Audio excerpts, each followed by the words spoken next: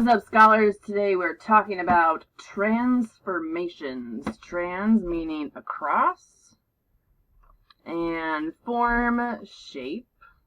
So we're going to be moving some shapes across the page.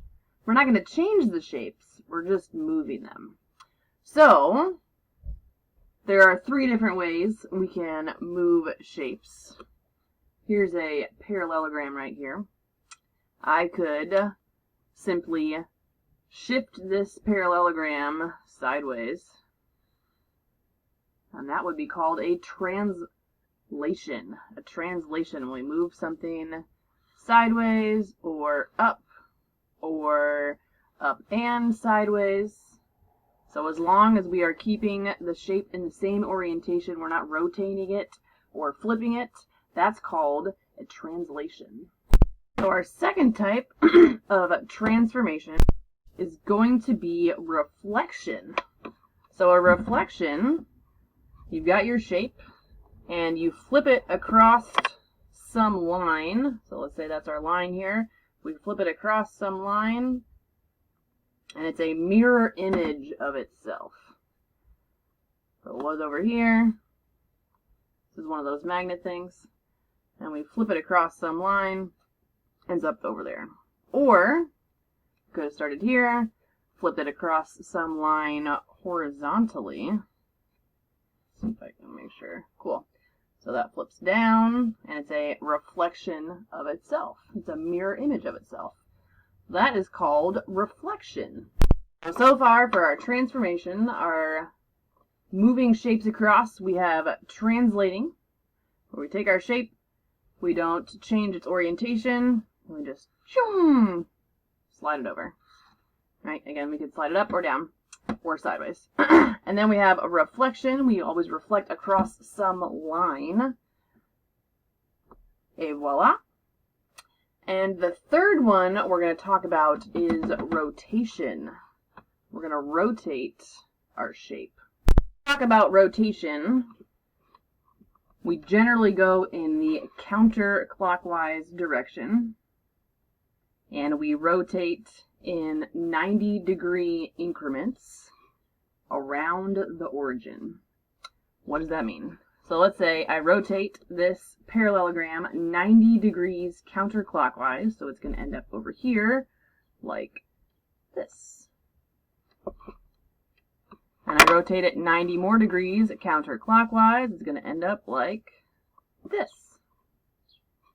And 90 more degrees counterclockwise, it's going to end up right here. And 90 more degrees counterclockwise will be right back where it starts. So again, there's our 90 degrees. This would be 180 from where we started. This would be 270 degrees from where we started. And a full 360 is a full circle. So that'll be our rotation. There are special rules with rotation that we'll talk about to help us figure out exactly where the shape ends up after it's been rotated a certain amount. These are our three types of transformations. You got translations, reflections, rotations. Like I said, there are some rules to how we rotate figures around the origin.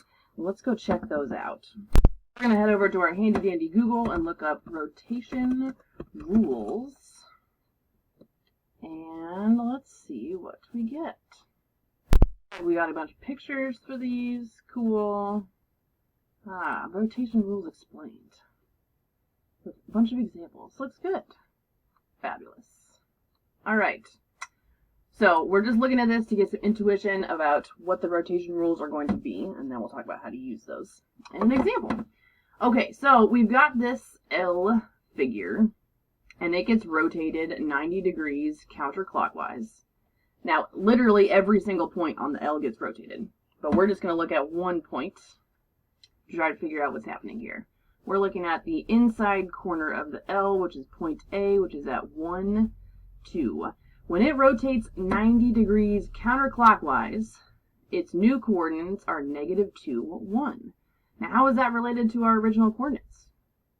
We went from 1, 2 to -2, 1. So we went from x, y to negative y x. Right? We flip these numbers around and change the sign of the first one. We went from xy to negative y x. Let's see what happens if we do a 180-degree rotation. We start with that same L. It's at 1, 2. We rotate it 180 degrees counterclockwise, which would be exactly the same as 180 degrees clockwise. It'll end up in the exact same spot. So let's think about what's happening here. A goes from 1, 2 to negative 1, negative 2. Well, what happened here? Looks like we took our original point and just made both of the numbers negative.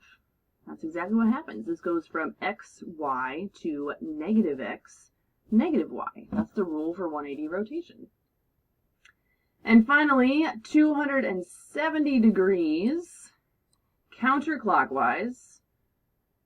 We're going to go from this L here to this new one over here, which would be the same as 90 degrees clockwise.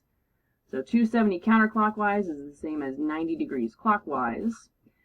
Point A goes from 1, 2 to 2, negative 1. So it looks like those numbers switched places and the second one's sign changed. So this goes from xy to y, negative x. All right, let's write out all those rules. Here are our translation rules. If we rotate 90 degrees counterclockwise about the origin, our point goes from whatever it was to negative yx. So those numbers switch places and the second number's sign changes. 180 degrees counterclockwise, the same as 180 degrees clockwise, goes from xy to negative x, negative y. We just change the signs on both.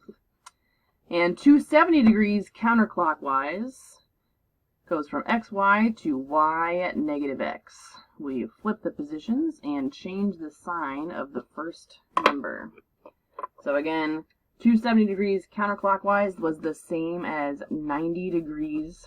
Oops, running out of ink here in my pink pen. Yep, she did. That's the same as 90 degrees clockwise. 180 counterclockwise is the same as 180 clockwise, and 90 degrees counterclockwise would be 270 degrees clockwise. But we pretty much use counterclockwise. That's just, it's convention. That's how it happens. All right, I think it's time to put this information to the test. Let's do some examples. All right, we're going to take this triangle and do all 3 of the transformations to it. But first, we're going to start with the easiest one. We're going to translate it. Translate this triangle 4 units to the right and 2 units up. That means every point on this triangle goes 4 units to the right and 2 units up. This point goes 4 units to the right and 2 units up. This guy goes 4 units to the right and 2 units up. And this guy goes 4 units to the right and 2 units up.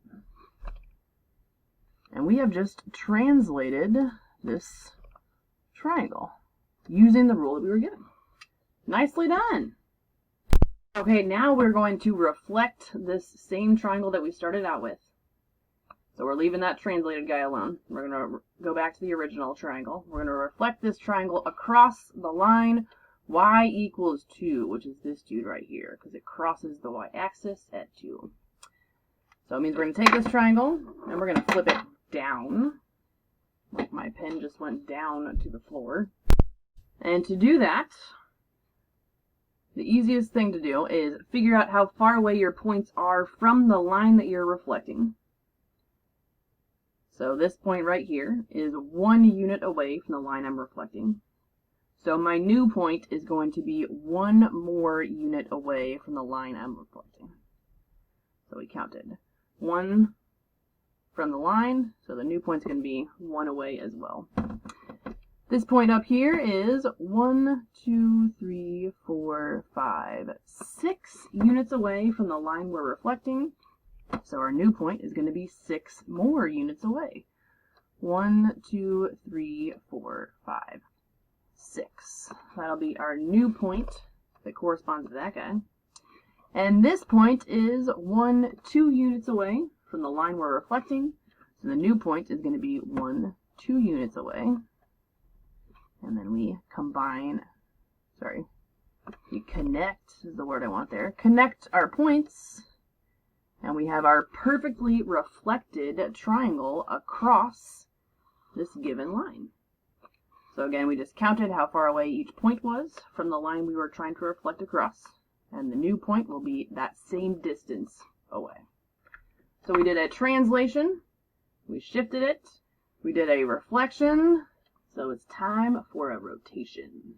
Alright, our third task. We're going to take the original triangle.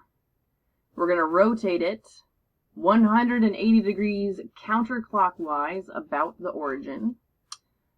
So 90 degrees counterclockwise would be somewhere over here. 180 should be somewhere over here. So just giving us a ballpark, we should be around that area.